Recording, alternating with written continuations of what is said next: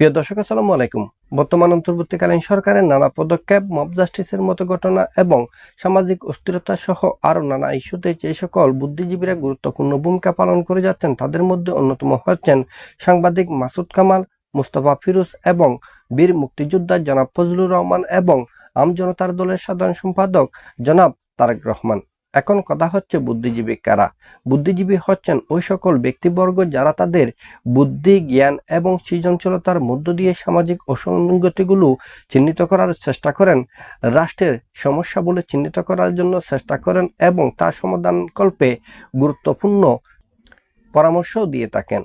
আর এই সমস্ত ব্যক্তিবর্গরা বিশেষ করে মাসুদ কামাল, মুস্তফা ফিরোজ, বীর মুক্তিযোদ্ধা ফজলুর রহমান এবং আমজনতার দলের সাধারণ সম্পাদক জনাব তারেক রহমান শুধুমাত্র এই সময়ে এসে তাদের এই ভূমিকা পালন করছেন তা নয়, বরং আমরা দেখেছি বিগত আওয়ামী রেজিমের সময়ে এই চারজন ব্যক্তি যে গুরুত্বপূর্ণ ভূমিকা পালন করেছেন, ওই সরকারের নানা বিতর্কিত কর্মকাণ্ডের সমালোচনা করে জনমত গঠন করার জন্য চেষ্টা করেছেন। সেই জনমতের পরিপ্রেক্ষিতেই জুলাই গণ অভ্যুত্থান হয়েছে বলে আমরা ধরে নিতে পারি।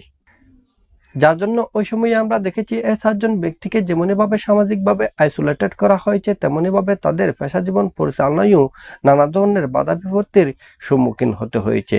উদাহরণ হিসেবে আমরা বলতে পারি, যেখানে বিভিন্ন চ্যানেলের টকশোতে বিভিন্ন রাজনৈতিক দলের নেতাদেরকে, সামাজিক ব্যক্তিত্বদেরকে, বুদ্ধিজীবীদেরকে ডাকা হতো, সেখানে এর চারজন ব্যক্তিকে ডাকা হতো না, তাদেরকে বিভিন্ন টকশো থেকে বাদ দেওয়া হতো। ফলে বাধ্য হয়ে এই চারজন ব্যক্তি সোশ্যাল মিডিয়া ব্যবহার করে তাদের কথাকে জনগণের কাছে পৌঁছে দেওয়ার জন্য চেষ্টা করেছেন, তাদের আওয়াজটুকুর মাধ্যমে জনমত গঠন করার জন্য চেষ্টা করেছেন, যার পুনরাবৃত্তি দেখতে পাচ্ছি আমরা বর্তমান অন্তর্বর্তীকালীন সরকারের সময়ে। এই সরকারের সময়েও আমরা দেখতে পাচ্ছি এ চারজন ব্যক্তিকে যেমনইভাবে সামাজিকভাবে হেয় প্রতিপন্ন করার জন্য চেষ্টা করা হচ্ছে, তেমনইভাবে তাদের পেশাজীবন পরিচালনায়ও বিভিন্ন বাধা বিপত্তির সম্মুখীন হতে হচ্ছে। তাদেরকে সবসময় মব জাস্টিসের মুখোমুখি হওয়ার আতঙ্কে থাকতে হচ্ছে। এখন কথা হচ্ছে, কেন অপরাপর বুদ্ধিজীবীরা তাদের জ্ঞান বুদ্ধি খরচ করে বাংলাদেশের শিক্ষা, সংস্কৃতি, রাজনীতি এবং নৈতিকতা উন্নয়নের জন্য ভূমিকা পালন করছেন না?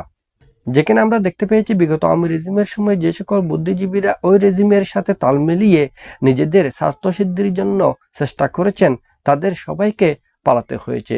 আর যারা ওই রেজিমের বিরোধিতা করেছেন, তাদের অনৈতিক কার্যাবলীর সমালোচনা করেছেন, তাদেরকে পালাতে হয়নি, বরং তারা বর্তমান অন্তর্বর্তীকালীন সরকারের সময়ে আরও জোরালো ভূমিকা পালন করছেন দেশের স্বার্থে, সমাজের স্বার্থে, বাংলাদেশের জনগণের স্বার্থে।